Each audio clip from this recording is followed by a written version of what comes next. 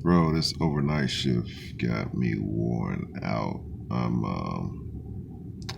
Want to do a very brief video. Very brief video on part of the reason why we don't get anything solved when it comes to the violent crime in our community. Now, there's a video that I want you to watch. I'm going to try to drop it in the description box below. It's of the mayor, the chief executive officer of the city of St. Louis, who, during a press conference, heard the nearby sound of gunfire, and had a very matter-of-fact response to it. She went on to brag about how she still lived in the hood and how the gunshots were just a part of her life. You know, that's why she didn't flinch.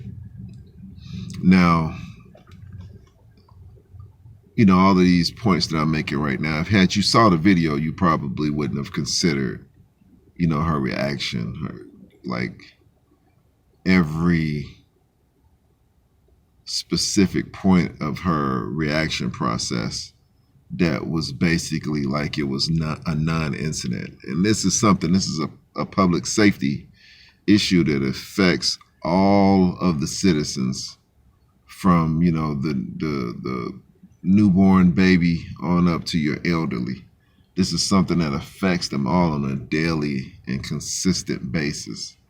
And she was like, you know, I guess I'm just, you know, I'm the only mayor that grew up on, you know, North St. Louis and still live there today.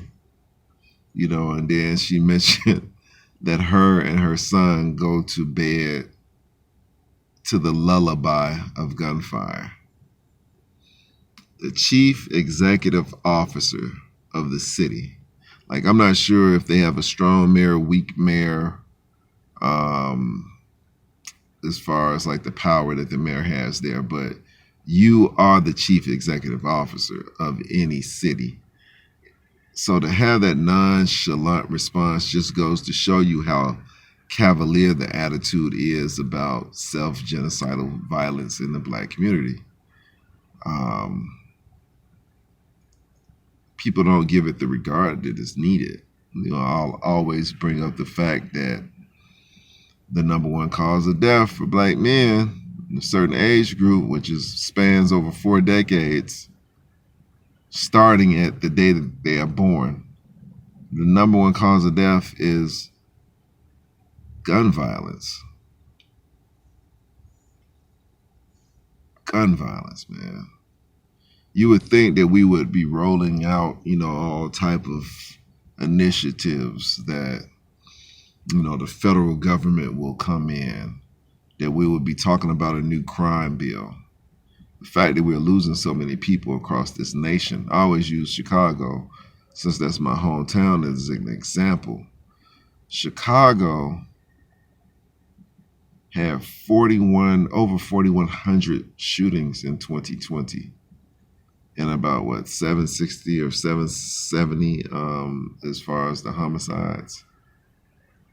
So what's that? That's less than a quarter, but closing in, getting close to those, you know, 1,000 body count numbers. It's ridiculous. And then you'll find the same thing in Chicago. You know, it's hard to engage a group of Black people in a conversation about solutions to gun violence. It's always going to end up as being racism, white supremacy. That's going to be the fault for any issue, not the fact that they're child rearing or the culture. We have a culture of violence, of being a bad MF who will F you up over anything that they perceive as being disrespectful. You know, nobody wants to talk about those being facts. Everybody in the neighborhoods know this. They know that it has nothing to do with what our talking heads and our intellectuals and our well-educated have to say. Lack of opportunities. Now, I had a conversation with a brother. This video is probably going a little longer than I wanted it to, so I'm going to try to close it out soon. But I talked to him about the people who lived in these major urban areas prior to the Great Migration or the Black Migration, whichever one you want to refer to it as. And they talked about, these are people that were living in these cities in the early 1900s, and they talked about the culture that the Southern blacks were bringing to the North. Not maintaining their property, not being able to, have discourse and problem solve, resorting to violence. The numbers of violence went up, thefts, robberies, all of these things skyrocket with the influx of folks from a different culture. And now what we have today is a marriage of the two, where the two have conjoined and was like, hey, listen, we can accept each other and we can work together with each other. And that's something that should have never actually happened. But it did, and that's where we are today. So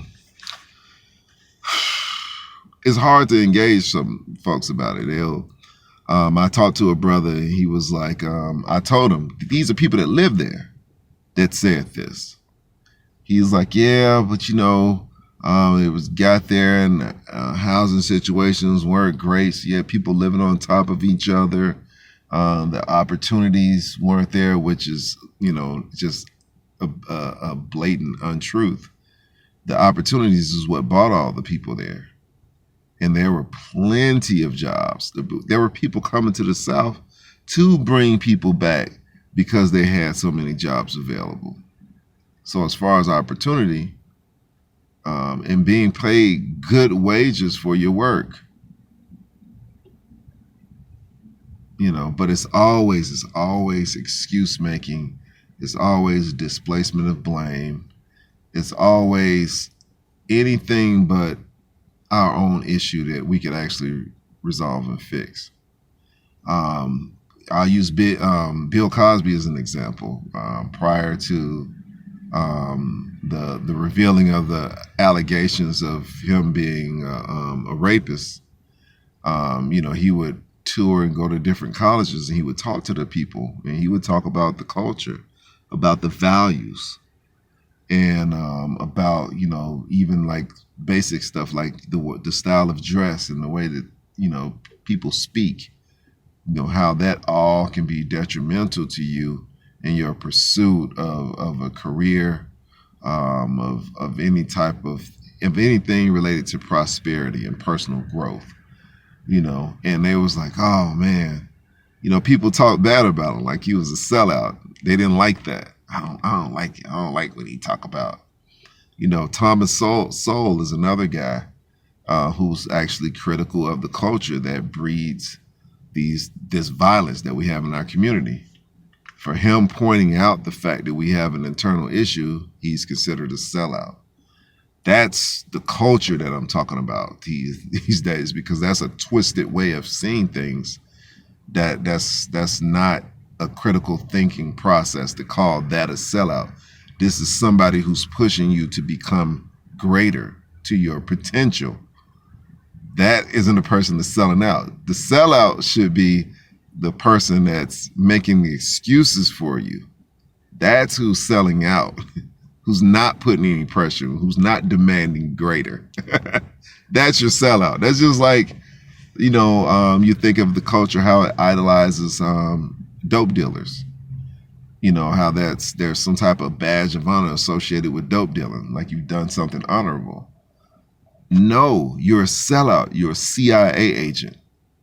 You introduce poison to your communities that end up taking lives, either directly or indirectly, and also poisoning your people, poisoning generations of future children. putting them in a state where they even have more of an uphill battle, because now they're fighting something that their mother put it in her body as she was carrying them. You know what I'm saying? You're a sellout. You're not a hero. So those are the little simple things, man, about culture that we can change.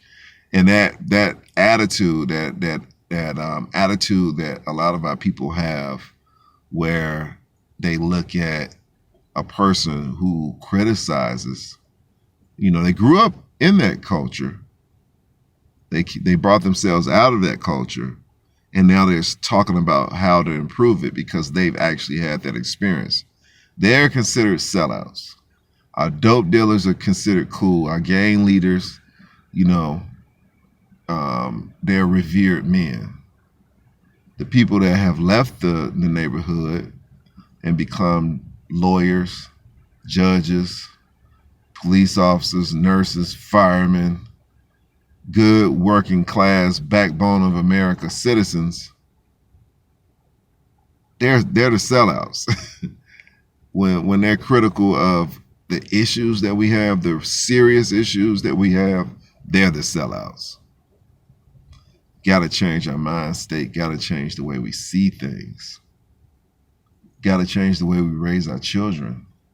The best way to stop all of these acts from occurring in our neighborhoods is to stop making criminals.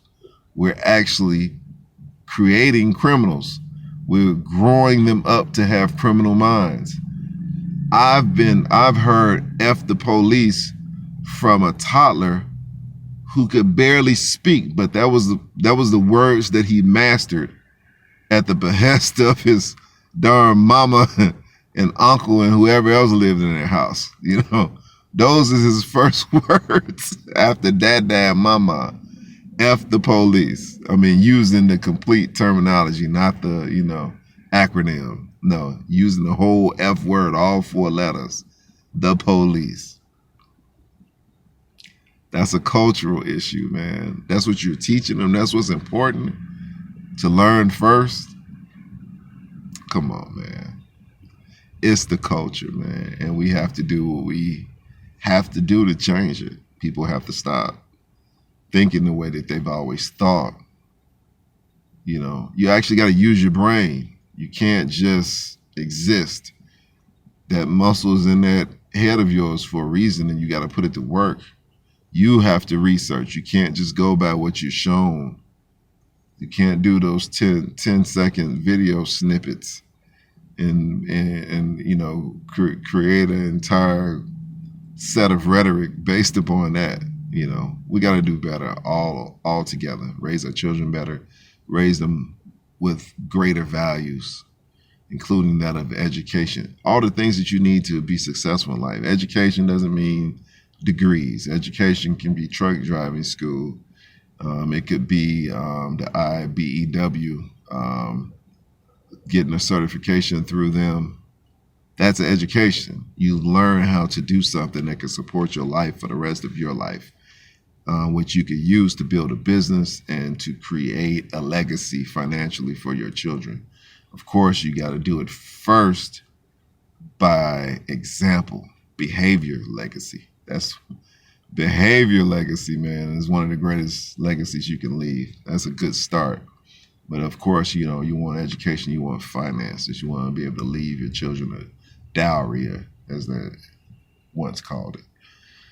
But yeah, this video is already too long. I'm sorry, I ran over. But yeah, fight these people, man. Fight these folks who don't want to acknowledge, who want to disregard it. Fight them.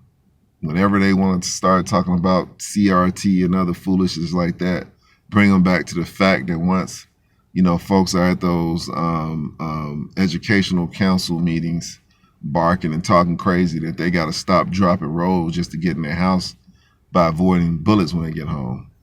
And that the children can't focus when they have a fear for their life in their adolescence and pre-adolescent years, where babies, get shot. Babies are getting shot.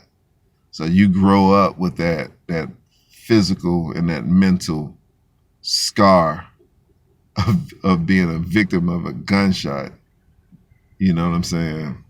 And everybody knows, grow ups and loses friends, to gun violence. Everybody. You don't know any black folks from major majority or where there's a good percentage of other black people. You don't know them that haven't lost somebody to gun violence. Come on. It's not normal, and we need to stop normalizing it like that mayor did. We need to get over our squeamishness or flat out refusal to talk about it, and we need to focus on solutions to it. That's a lot going on. All right, man, I got a deuce.